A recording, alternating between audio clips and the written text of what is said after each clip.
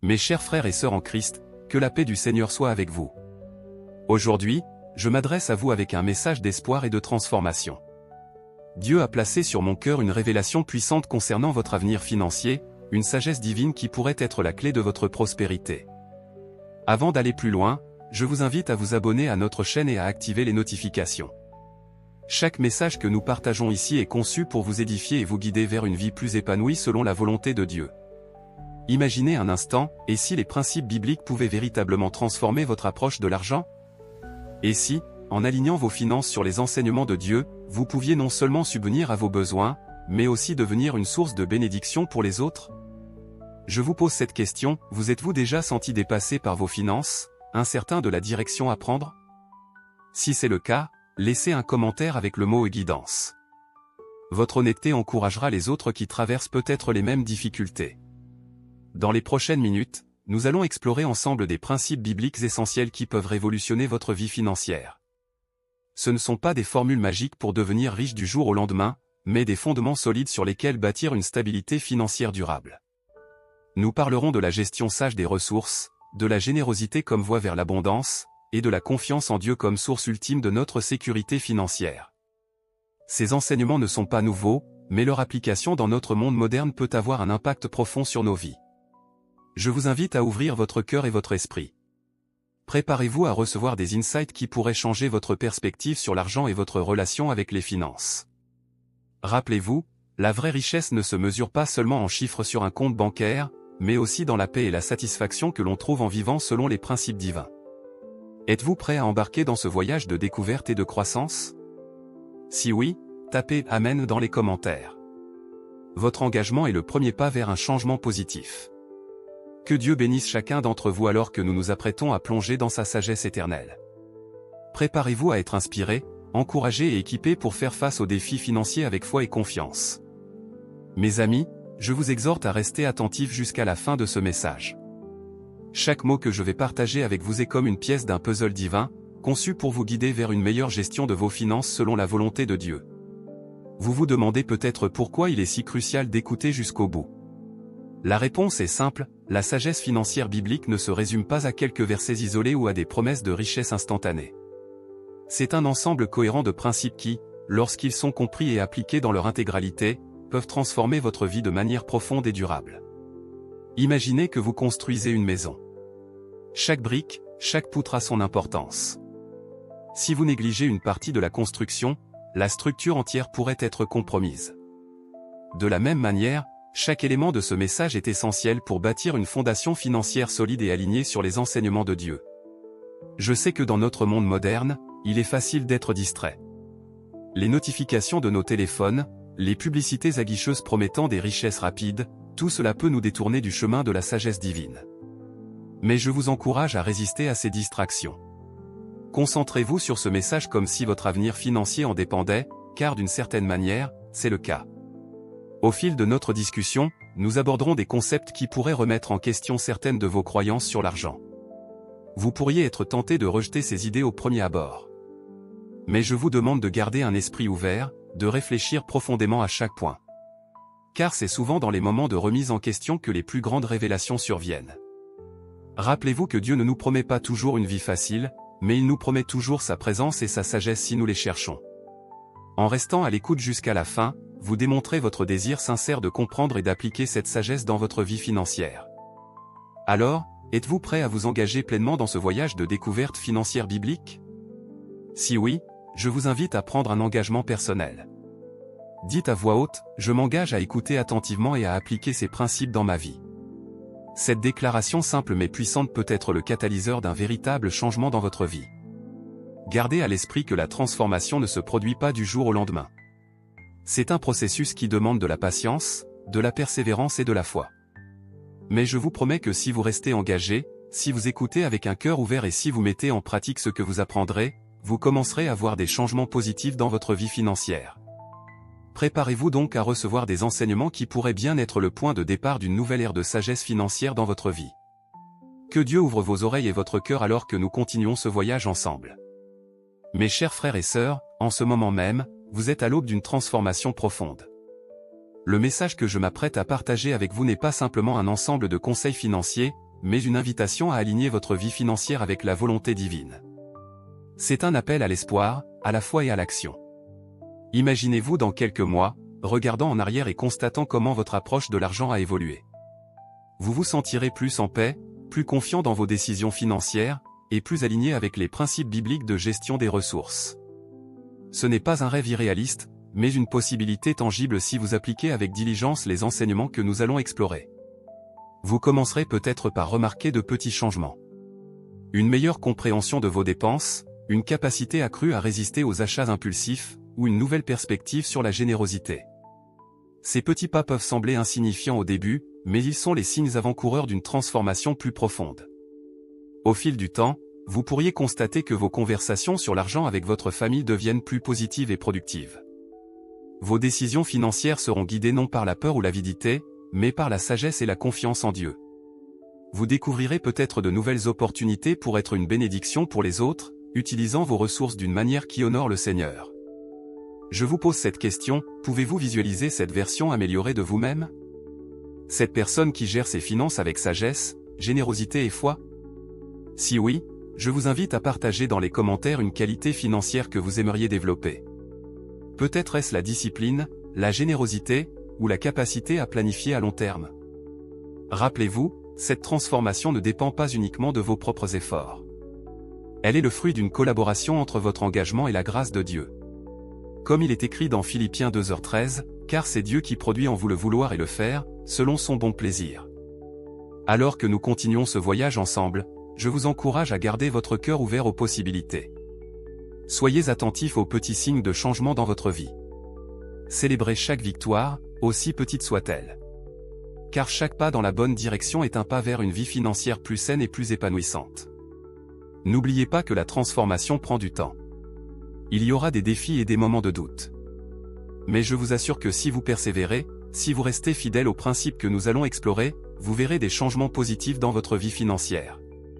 Préparez-vous à recevoir des enseignements qui pourraient bien être le catalyseur d'une nouvelle ère de sagesse financière dans votre vie. Que Dieu ouvre vos yeux pour voir les opportunités qu'il place devant vous, et qu'il vous donne la force de les saisir avec foi et courage. Êtes-vous prêt à embrasser cette vision d'un avenir financier guidé par la sagesse divine? Si oui, je vous invite à dire à haute voix, « Je suis prêt pour la transformation que Dieu a préparée pour moi ». Que cette déclaration soit le point de départ de votre voyage vers une gestion financière inspirée par la foi. Chers amis, plongeons maintenant dans la richesse de la parole de Dieu pour y découvrir les principes éternels qui peuvent guider notre vie financière. La Bible n'est pas seulement un livre spirituel, c'est aussi un manuel pratique pour tous les aspects de notre vie, y compris nos finances. Commençons par Proverbe 3, 9-10, « Honore l'Éternel avec tes biens, et avec les prémices de tout ton revenu, alors tes greniers seront remplis d'abondance, et tes cuves regorgeront de moût. » Ce verset nous enseigne l'importance de mettre Dieu en premier dans nos finances. Il ne s'agit pas simplement de donner, mais de donner avec un cœur reconnaissant que tout ce que nous avons vient de lui. Réfléchissez un instant, comment pourriez-vous honorer Dieu avec vos ressources? Cela pourrait-il changer votre façon de percevoir votre argent et vos possessions? Passons maintenant à Matthieu 6h33, « Cherchez premièrement le royaume et la justice de Dieu, et toutes ces choses vous seront données par-dessus. » Jésus nous rappelle ici que nos priorités doivent être alignées sur les valeurs du royaume de Dieu. Lorsque nous mettons Dieu en premier, il promet de pourvoir à nos besoins. Cela ne signifie pas que nous devrions être passifs ou irresponsables avec nos finances. Au contraire, Dieu nous appelle à être de bons gestionnaires. Dans Luc 16h11, Jésus dit, « Si donc vous n'avez pas été fidèles dans les richesses injustes, qui vous confiera les véritables ?» Cette parabole nous enseigne l'importance de la fidélité dans la gestion de nos ressources terrestres. Considérons également 1 Timothée 6, 17-19, recommande aux riches du présent siècle de ne pas être orgueilleux, et de ne pas mettre leur espérance dans des richesses incertaines, mais de la mettre en Dieu, qui nous donne avec abondance toutes choses pour que nous en jouissions. Recommande-leur de faire du bien, d'être riches en bonnes œuvres, d'avoir de la libéralité, de la générosité, et de s'amasser ainsi pour l'avenir un trésor placé sur un fondement solide, afin de saisir la vie véritable. Ce passage nous rappelle que la vraie richesse ne se mesure pas à l'accumulation de biens matériels, mais à la générosité et aux bonnes œuvres. Il nous invite à utiliser nos ressources pour faire le bien et à investir dans l'éternité plutôt que dans les richesses passagères. Je vous pose cette question, comment ces versets changent-ils votre perception de la richesse et du succès financier? Prenez un moment pour réfléchir et, si vous le souhaitez, partagez vos réflexions dans les commentaires. N'oublions pas non plus la promesse de Philippiens 4h19, « Et mon Dieu pourvoira à tous vos besoins selon sa richesse, avec gloire, en Jésus-Christ. » Cette assurance nous rappelle que Dieu est notre ultime pourvoyeur. Cela ne signifie pas que nous n'aurons jamais de difficultés financières, mais que nous pouvons avoir confiance en sa fidélité même dans les moments difficiles.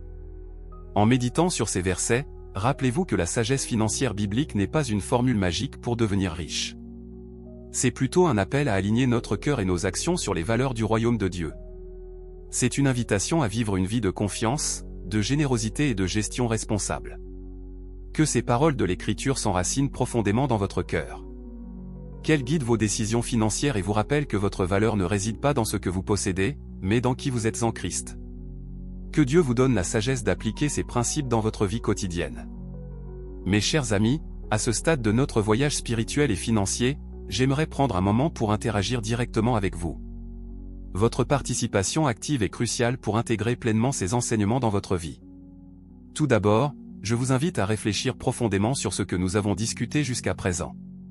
Quel aspect de la sagesse financière biblique vous a le plus touché? Peut-être est-ce l'idée de mettre Dieu en premier dans vos finances, ou le concept de générosité comme voie vers la vraie richesse? Prenez un instant pour méditer sur cette question, puis partagez votre réflexion dans les commentaires en commençant par ce qui me parle le plus, c'est. Votre partage pourrait être une source d'inspiration pour d'autres. Maintenant, je voudrais que nous prenions un moment de silence collectif. Fermez les yeux, si possible, et imaginez votre vie financière transformée par ces principes bibliques. Visualisez-vous prenant des décisions financières sages, étant généreux envers les autres, et ressentant une paix profonde concernant votre avenir financier. Après ce moment de réflexion, si vous vous sentez prêt à vous engager dans ce chemin de transformation, écrivez « Je m'engage » dans les commentaires. Je sais que certains d'entre vous peuvent se sentir découragés face à leur situation financière actuelle. Si c'est votre cas, je veux que vous sachiez que vous n'êtes pas seul. Dieu est avec vous, et cette communauté est là pour vous soutenir. Si vous avez besoin de prière pour votre situation financière, n'hésitez pas à écrire « prière » dans les commentaires. Nous nous tiendrons à vos côtés dans la prière. Réfléchissons ensemble à des actions concrètes que nous pouvons entreprendre pour mettre en pratique ces enseignements. Quelle est une petite étape que vous pouvez faire dès aujourd'hui pour aligner vos finances sur les principes bibliques? Peut-être est-ce de commencer à tenir un budget, de mettre de côté une partie de vos revenus pour des œuvres caritatives, ou simplement de prier avant de prendre des décisions financières importantes? Partagez votre idée dans les commentaires en commençant par « Mon premier pas sera ». J'aimerais maintenant vous poser une question de réflexion plus profonde. Comment pensez-vous que votre relation avec Dieu pourrait être affectée par une meilleure gestion de vos finances selon ces principes? Prenez un moment pour y réfléchir, et si vous vous sentez à l'aise, partagez vos pensées. N'oubliez pas que ce voyage de transformation financière est un processus. Il y aura des hauts et des bas, des victoires et des défis. C'est pourquoi il est si important de rester connecté à cette communauté de croyants qui partagent le même objectif. Je vous encourage à revenir régulièrement sur cette vidéo, à relire les commentaires pour trouver de l'inspiration et du soutien. Enfin, je voudrais vous inviter à un moment de gratitude. Pensez à une bénédiction financière, grande ou petite, que vous avez reçue récemment. Prenez un instant pour remercier Dieu pour cette provision. Si vous le souhaitez, partagez cette bénédiction dans les commentaires pour encourager les autres. Rappelez-vous, mes amis, que nous sommes dans ce voyage ensemble. Vos commentaires, vos questions et vos témoignages ne sont pas seulement pour vous-même, mais ils peuvent être une source d'encouragement et d'inspiration pour toute notre communauté. Continuons à nous soutenir mutuellement dans cette quête d'une vie financière qui honore Dieu. Que la grâce de Dieu vous accompagne alors que vous réfléchissez à ces questions et que vous vous engagez dans ce chemin de transformation financière guidé par la foi. Mes chers frères et sœurs, alors que nous avançons dans notre exploration de la sagesse financière biblique, j'aimerais vous inviter à un moment de calme et de réflexion profonde. Dans notre monde bruyant et agité, nous oublions souvent la puissance du silence, ce moment où Dieu peut véritablement parler à notre cœur. Rappelez-vous les paroles du psaume 46, 10, « Arrêtez, et sachez que je suis Dieu ». Cette invitation divine à la tranquillité n'est pas seulement pour notre bien-être spirituel, mais elle peut aussi transformer notre approche des finances. Je vous demande maintenant de prendre une profonde respiration et de fermer les yeux, si possible. Laissez les bruits du monde s'estomper et concentrez-vous sur la présence de Dieu. Dans ce silence, réfléchissez à votre relation avec l'argent. Quelles sont vos craintes? Vos espoirs? Vos habitudes? Laissez Dieu vous parler doucement dans ce moment de calme. Ce silence n'est pas vide, il est rempli de potentiel de transformation. C'est dans ces moments tranquilles que nous pouvons entendre la voix de la sagesse divine, nous guidant vers des décisions financières sages et alignées sur sa volonté. Imaginez maintenant que vous confiez vos finances à Dieu dans le secret de votre cœur. Visualisez-vous lui remettant vos inquiétudes, vos dettes, vos rêves financiers. Ressentez la paix qui vient avec cette confiance totale en sa providence. N'oubliez pas, Dieu travaille souvent en silence et dans l'ombre. Tout comme une graine germe sous terre avant de percer à la surface, les transformations les plus profondes de notre vie financière commencent souvent de manière invisible. Je vous encourage à cultiver régulièrement ces moments de silence et de réflexion dans votre vie quotidienne. Peut-être pourriez-vous commencer chaque journée par quelques minutes de méditation sur un verset biblique concernant les finances? Ou prendre un moment de silence avant chaque décision financière importante? Cette pratique du silence et de la concentration n'est pas seulement un exercice spirituel, elle peut avoir des effets tangibles sur votre vie financière. En prenant le temps de réfléchir calmement, vous pourriez découvrir des schémas de dépenses que vous n'aviez pas remarqués auparavant. Vous pourriez trouver la force de résister à des achats impulsifs ou la sagesse pour faire des investissements judicieux. Rappelez-vous, la transformation que nous recherchons n'est pas quelque chose à crier sur tous les toits. C'est un voyage personnel entre vous et Dieu. Gardez précieusement ces moments de silence, ces révélations personnelles. Laissez vos actions parler plus fort que vos paroles. Alors que vous commencez à voir des changements dans votre vie financière, résistez à la tentation de vous vanter ou de comparer votre parcours à celui des autres. Chacun a son propre chemin, et Dieu travaille différemment dans chaque vie. Je vous invite maintenant à prendre un engagement silencieux. Dans le calme de votre cœur, promettez à Dieu de chercher sa sagesse dans le silence, de lui faire confiance pour votre avenir financier, et d'agir selon ses principes. Ce n'est pas un engagement à partager publiquement, mais un pacte sacré entre vous et Dieu. Que ce moment de silence soit le début d'une nouvelle habitude dans votre vie. Une habitude de rechercher la sagesse divine dans le calme, de faire confiance à Dieu dans les moments d'incertitude financière, et de cultiver une paix intérieure qui transcende votre situation financière. Souvenez-vous, mes amis, que le vrai trésor n'est pas dans l'abondance matérielle, mais dans une relation profonde avec Dieu. Que ces moments de silence vous rapprochent de lui et vous guident vers une vie financière qui l'honorait. Que la paix de Dieu, qui surpasse toute intelligence, garde vos cœurs et vos pensées en Jésus-Christ, surtout dans vos décisions financières. Mes chers amis, je vous invite maintenant à un voyage imaginaire, un exercice de visualisation qui pourrait transformer votre perception de la gestion financière selon les principes divins. Fermez les yeux et laissez-vous guider par ces images. Imaginez-vous debout devant une porte fermée. Cette porte représente votre avenir financier. Vous ressentez peut-être de l'appréhension, de l'excitation, ou un mélange des deux. Soudain, une douce lumière apparaît, illuminant la serrure de la porte. Cette lumière représente la sagesse divine, prête à vous guider. Vous réalisez que la clé pour ouvrir cette porte est déjà entre vos mains.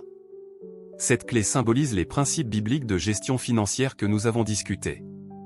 Avec confiance, vous insérez la clé dans la serrure et tournez. La porte s'ouvre lentement, révélant un paysage lumineux et paisible. En franchissant le seuil, vous vous trouvez dans un jardin luxuriant. Ce jardin représente votre vie financière transformée par la sagesse divine. Observez les arbres chargés de fruits, ce sont les résultats de décisions financières sages et patientes. Les fleurs colorées symbolisent la joie et la paix qui viennent d'une gestion financière alignée sur les valeurs du royaume. Au centre du jardin, vous apercevez une fontaine cristalline. L'eau qui en jaillit représente l'abondance que Dieu promet à ceux qui suivent ses principes. Mais remarquez que cette eau ne stagne pas, elle coule et irrigue tout le jardin. C'est une image puissante de la générosité et du partage. Alors que vous vous promenez dans ce jardin, vous remarquez un sentier. Ce chemin représente votre parcours financier. Il n'est pas toujours droit ou facile, mais il est clairement balisé par la sagesse divine. Chaque pas que vous faites sur ce sentier renforce votre confiance en Dieu et en ses principes. Au loin, vous apercevez une colline. Au sommet se dresse un phare, symbolisant les objectifs financiers à long terme que vous vous êtes fixés avec l'aide de Dieu. Le chemin pour y arriver peut sembler long, mais la lumière du phare vous guide et vous encourage à persévérer. Tout au long du jardin, vous voyez des gens travaillant ensemble, s'entraidant. C'est une représentation de la communauté de croyants, soutenant et encourageant chacun dans son voyage financier. Vous réalisez que vous n'êtes pas seul dans ce parcours.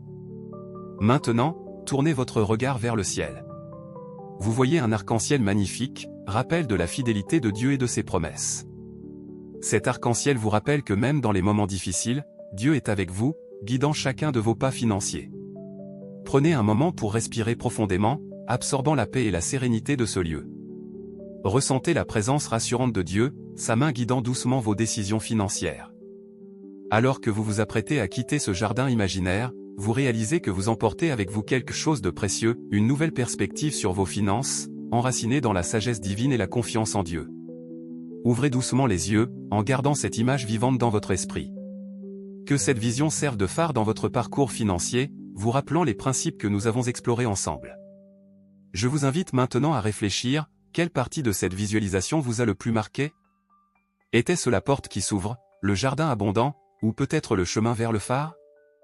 Prenez un moment pour méditer sur cette image et sur ce qu'elle signifie pour votre propre voyage financier. Rappelez-vous, mes amis, que cette vision n'est pas qu'un simple exercice d'imagination. C'est un aperçu du potentiel que Dieu a placé en vous pour une vie financière épanouie et alignée sur ses principes.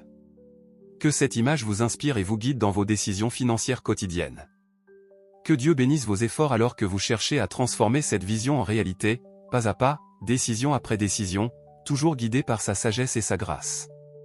Mes chers frères et sœurs en Christ, alors que nous approfondissons notre compréhension de la gestion financière selon les principes divins, j'aimerais attirer votre attention sur un concept fondamental, la fidélité dans les petites choses. Rappelez-vous les paroles de Jésus dans Luc 16h10, « Celui qui est fidèle dans les moindres choses l'est aussi dans les grandes, et celui qui est injuste dans les moindres choses l'est aussi dans les grandes. » Cette vérité s'applique profondément à notre gestion financière. Imaginez votre vie financière comme un jardin. Chaque décision que vous prenez, chaque euro que vous dépensez ou économisez, est comme une graine que vous plantez. La fidélité dans les petites choses, c'est prendre soin de chaque graine, aussi insignifiante qu'elle puisse paraître. Peut-être pensez-vous, mais mes finances sont si limitées, comment puis-je être fidèle avec si peu? Je vous assure que c'est précisément dans ces moments que votre fidélité compte le plus. Dieu regarde votre cœur, pas le montant sur votre compte en banque. Prenons un exemple concret. Supposons que vous décidiez de mettre de côté 5 euros par semaine pour les dons caritatifs. Cela peut sembler insignifiant, mais cette petite action fidèle peut avoir un impact énorme. Non seulement vous aidez les autres, mais vous cultivez aussi un esprit de générosité et de confiance en Dieu. La fidélité dans les petites choses, c'est aussi être honnête dans vos transactions, respecter vos engagements financiers, et gérer sagement le peu que vous avez. C'est dans ces moments que vous construisez un caractère financier solide, qui vous préparera pour de plus grandes responsabilités. Rappelez-vous l'histoire du serviteur fidèle dans Matthieu 25. Le maître ne lui a pas confié immédiatement une grande somme. Il a d'abord testé sa fidélité avec une petite quantité. C'est seulement après avoir prouvé sa fiabilité qu'il a reçu davantage. Je vous encourage donc à examiner votre vie financière. Où pouvez-vous exercer plus de fidélité? Peut-être est-ce dans la tenue régulière d'un budget, dans le remboursement diligent de vos dettes, ou dans le fait de donner systématiquement, même si c'est peu. Cette fidélité dans les petites choses vous prépare pour de plus grandes bénédictions. Mais attention, ne confondez pas bénédiction avec richesse matérielle. Les vraies bénédictions de Dieu sont souvent plus profondes, la paix intérieure, la satisfaction, la joie de donner, la liberté financière. Imaginez un instant que Dieu vous confie une somme importante. Seriez-vous prêt à la gérer selon ses principes? La fidélité que vous développez maintenant dans les petites choses vous préparera pour ce moment. Je vous invite à prendre un engagement aujourd'hui. Choisissez un domaine de votre vie financière où vous pouvez exercer une plus grande fidélité. Peut-être est-ce de commencer à donner régulièrement, même si c'est peu. Ou de tenir un journal de vos dépenses pour être plus responsable. Quel que soit votre choix, commencez petit, mais soyez constant. Rappelez-vous, mes amis, que Dieu voit vos efforts. Il connaît vos luttes et vos sacrifices. Votre fidélité dans les petites choses ne passe pas inaperçue à ses yeux. Comme il est écrit dans Hébreux 6h10, car Dieu n'est pas injuste pour oublier votre travail et l'amour que vous avez montré pour son nom. Alors que vous cultivez cette fidélité, restez attentif aux opportunités que Dieu place sur votre chemin. Parfois, les grandes bénédictions commencent par de petites ouvertures. Soyez prêts à saisir ces moments, armés de la sagesse et de l'intégrité que vous avez développées. Que votre cœur soit en paix, sachant que chaque acte de fidélité financière est un pas vers une vie d'abondance selon la volonté de Dieu. Non pas une abondance définie par le monde, mais une abondance de paix, de contentement et de capacité à bénir les autres. Que Dieu vous donne la force et la persévérance de rester fidèle dans les petites choses, préparant ainsi le terrain pour les grandes bénédictions qu'il a en réserve pour vous. Mes chers amis, alors que nous approchons de la fin de notre voyage spirituel à travers les principes bibliques de la gestion financière, je voudrais vous parler d'un aspect crucial, la paix et la sécurité que l'on trouve en Dieu, même au milieu des turbulences financières. Imaginez-vous vous réveillant un matin, le cœur léger et l'esprit tranquille, sachant que Dieu veille sur chaque aspect de votre vie, y compris vos finances. Cette paix n'est pas une illusion, mais une promesse divine que nous trouvons dans Philippiens 4, 6-7, « Ne vous inquiétez de rien, mais en toute chose faites connaître vos besoins à Dieu par des prières et des supplications, avec des actions de grâce. Et la paix de Dieu, qui surpasse toute intelligence, gardera vos cœurs et vos pensées en Jésus-Christ. » Cette paix divine ne dépend pas de l'état de votre compte en banque. Elle ne fluctue pas avec les marchés boursiers. Elle est ancrée dans la confiance inébranlable en un Dieu qui pourvoit, qui guide et qui protège. Pensez un instant à toutes les fois où vous vous êtes inquiété pour vos finances. Ces inquiétudes ont-elles réellement changé votre situation? Probablement pas. Au contraire, elles ont sans doute volé votre joie et votre paix. Mais aujourd'hui, je vous invite à échanger ces inquiétudes contre la paix de Dieu. Rappelez-vous les paroles de Jésus dans Matthieu 6h26, « Regardez les oiseaux du ciel, ils ne sèment ni ne moissonnent, et ils n'amassent rien dans des greniers, et votre Père céleste les nourrit. Ne valez-vous pas beaucoup plus qu'eux ?» Cette image puissante nous rappelle que si Dieu prend soin des oiseaux, à combien plus forte raison prendra-t-il soin de vous, ses enfants bien-aimés? Cette sécurité en Dieu ne signifie pas que vous n'aurez jamais de difficultés financières. Mais elle signifie que même dans les moments difficiles, vous pouvez avoir l'assurance que vous n'êtes pas seul. Dieu est avec vous, vous guidant, vous soutenant, ouvrant des portes que vous ne pouvez même pas imaginer. Je vous invite à visualiser votre vie financière comme un bateau sur l'océan. Les vagues peuvent monter et descendre, les tempêtes peuvent surgir, mais votre bateau est ancré fermement en Dieu. Cette ancre vous donne la stabilité et la sécurité nécessaires pour naviguer même dans les eaux les plus agitées. Pratiquez la gratitude chaque jour. Remerciez Dieu pour ce que vous avez, même si cela semble peu. La gratitude change notre perspective et ouvre nos yeux sur les bénédictions que nous pourrions autrement négliger. Comme le dit le psaume 34, 10, « Les lionceaux éprouvent la disette et la faim, mais ceux qui cherchent l'Éternel ne manquent d'aucun bien. » Rappelez-vous que votre valeur ne réside pas dans ce que vous possédez, mais dans qui vous êtes en Christ. Vous êtes un enfant de Dieu, héritier de ses promesses. Cette identité est votre véritable sécurité, bien plus solide que n'importe quel compte en banque ou investissement. Je vous encourage à commencer chaque journée en remettant vos finances à Dieu. Faites-lui confiance pour vous guider dans vos décisions, pour ouvrir des portes d'opportunités, et pour vous donner la sagesse de gérer ce qu'il vous a confié. Lorsque l'inquiétude frappe à votre porte, et elle le fera, répondez-lui avec la prière. Transformez chaque souci financier en une occasion de renforcer votre foi et votre dépendance envers Dieu. Comme il est écrit dans une Pierre 5h7, déchargez-vous sur lui de tous vos soucis, car lui-même prend soin de vous. Que la paix de Dieu, qui surpasse toute compréhension, inonde votre cœur et votre esprit.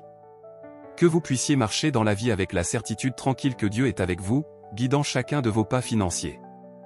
Que cette paix soit un témoignage pour ceux qui vous entourent, montrant que votre confiance est placée non dans les richesses de ce monde, mais dans le Dieu qui pourvoit à tous vos besoins selon sa richesse, avec gloire, en Jésus-Christ. Reposez-vous dans cette paix, mes amis. Laissez-la guider vos décisions, apaiser vos craintes, et vous rappelez constamment que vous êtes entre les mains aimantes d'un Dieu qui ne vous abandonnera jamais, ni ne vous délaissera. Mes chers frères et sœurs en Christ, nous arrivons maintenant au terme de notre voyage spirituel à travers les principes bibliques de la gestion financière. J'espère que ces enseignements ont éclairé votre chemin et ouvert de nouvelles perspectives sur la façon dont vous pouvez honorer Dieu avec vos finances. Avant de conclure, je voudrais vous inviter à une action concrète et à une réflexion profonde. Car, comme nous le rappelle Jacques 1h22, mettez en pratique la parole, et ne vous bornez pas à l'écouter, en vous trompant vous-même par de faux raisonnements. Tout d'abord, je vous encourage vivement à consacrer du temps chaque jour à la parole de Dieu. Choisissez un verset ou un passage sur les finances et méditez-le. Laissez ces vérités divines imprégner votre cœur et guider vos pas. Peut-être pourriez-vous commencer par relire les Proverbes, riches en sagesse financière. Ensuite, je vous invite à prendre un engagement concret. Choisissez un aspect de votre vie financière que vous souhaitez aligner davantage sur les principes bibliques. Cela pourrait être de commencer à donner régulièrement, d'établir un budget basé sur les valeurs du royaume, ou de chercher des moyens d'utiliser vos ressources pour bénir les autres. Réfléchissez un instant, comment votre vie pourrait-elle changer si vous appliquiez fidèlement ces principes? Imaginez la paix et la liberté que vous pourriez ressentir en sachant que vos finances sont gérées selon la volonté de Dieu. Je vous encourage également à partager ces enseignements avec votre entourage. La sagesse financière biblique n'est pas destinée à être gardée pour soi, mais à être partagée pour bénir les autres. Peut-être pourriez-vous former un petit groupe d'études pour approfondir ces principes ensemble? N'oubliez pas que ce voyage n'est pas une course, mais un marathon.